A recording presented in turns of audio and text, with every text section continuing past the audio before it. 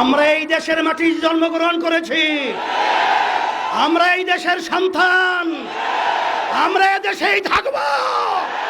সন্ত্রাসীদেরকে বাংলার জমিন থেকে উৎখাত করে ছাড়বো ইনশাআল্লাহ।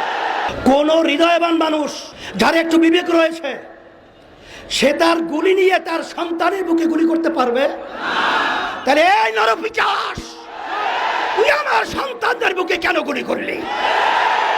তাহলে বুঝা গেল তোরা প্রশাসনের নামে কলঙ্ক। আর তোমরা প্রশাসন কি আওয়ামী লীগের লালিত পালিত ক্যাডার গুন্ডা, না বাংলাদেশের প্রজাতন্ত্রের কর্মচারী?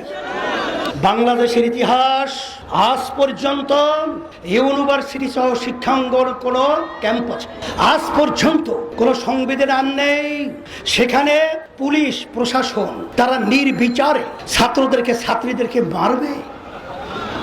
বাংলাদেশ এখন বাংলাদেশ নেই, এদেশটা এখন সন্ত্রাসীদের দেশ হয়ে গেছে। এখন আমরা দেশের ভিতরে বসবাস করার মতো উপযোগী কোন রাষ্ট্র বলতেই দেশে নেই। এখন আমরা কোথায় যাব? আজকে রাস্তায় নামলে প্রতিবাদ করলে আজকে গুলি করা হয়, আজকে জেলে দেওয়া হয়, আজকে অঙ্গহানি করা হয়। এখন আমাদের দেশ ছেড়ে আমরা ভারত যাব?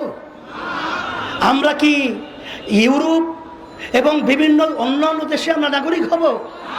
না, আমরা এই দেশের মাটিতে জন্মগ্রহণ করেছি, আমরা এই দেশের সন্তান, আমরা এই দেশেই থাকব। সন্ত্রাসীদেরকে বাংলার জমিন থেকে উৎখাত করে ছাড়বো ইনশাআল্লাহ।